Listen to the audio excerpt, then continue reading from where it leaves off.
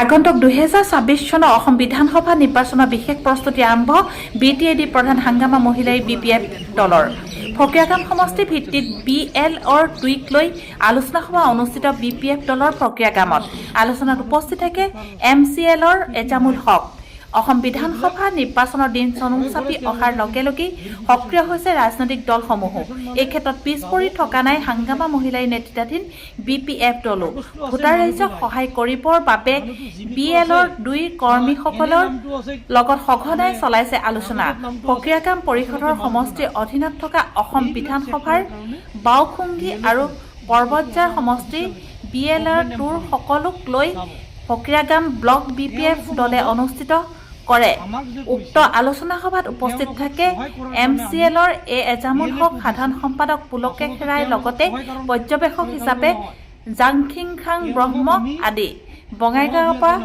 প্ৰফুল্ল কুমাৰ দাসৰ report D24 news Assam হয় আজি আমাৰ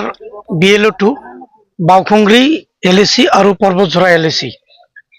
মোৰ ফকিয়াগাম সমষ্টিৰ অধীনত থকা গোটেই BLA2 বিলাকক আমি মাতিছো ইয়াত মাতি পেলাই আমি যেহেতু গভৰ্ণমেণ্টৰ এটা অৰ্ডাৰ SR2 হ'ব সেই কাৰণে BLO যিখিনি গভৰ্ণমেণ্টে প্ৰভাইড কৰিছে তেওঁলোকে যাব ভেৰিফিকেশ্যনত সেই কাৰণে আমিও আমাৰ BLA2 যিখিনি আছে আমি দলৰ ফালৰ পৰা এপইণ্ট কৰা হৈছে তেওঁলোকক লৈ এটা আমি আলাপ আলোচনা কৰিলোঁ তেওঁলোকে কেনেকৈ BLO খিনিক সহায় সহযোগিতা কৰিব আৰু আমাৰ যিখিনি আমাৰ ভোটাৰ আছে পলিং ষ্টেচন বা বুথ ৱাইজ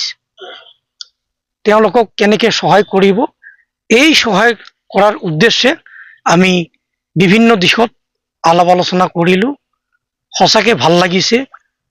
আমাৰ ফকিয়াগাম 7 নং সমষ্টিৰ অধীনস্থ 105খন আমাৰ বুথৰ বা পলিং ষ্টেচনৰ BLA খিনি গোটাই আহিছে এইটো চাই মোক খুব ভাল লাগিছে আৰু তেওঁলোকে এটা আমাক সন্মতি প্ৰকাশ কৰিছে তেওঁলোকক দলৰ ফালৰ পৰা যি দায়িত্ব দিয়া হৈছে ভেৰিফিকেশ্যনৰ ক্ষেত্ৰত তেওঁলোকক সহায় সহযোগিতা কৰাৰ বাবে তেওঁলোকে নিষ্ঠাৰে আৰু দায়িত্ব সহকাৰে কাম কৰিব বুলি আমাক আশ্বাস দিছে ভোটাৰ ৰাইজলৈ মই এটাই আহ্বান আপোনালোকে হয়তো বিহাৰৰ ক্ষেত্ৰত আমাৰ ভোটাৰ ৰাইজবিলাক চাই পেলাই অলপ হতাশা হৈছে এই কাৰণে আমি আমাৰ যিখিনি BLA2 আছে আমি মাতি পেলাই আলোচনা কৰিছোঁ তেওঁলোকে একদম নিষ্ঠাৰে কাম কৰি যোৱা বুলি আমাক আশ্বাস দিছে আৰু তেওঁলোকৰ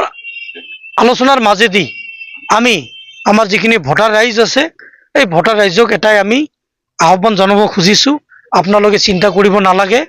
BPF দল আপোনালোকৰ লগত আছে BPF দলে যথেষ্টখিনি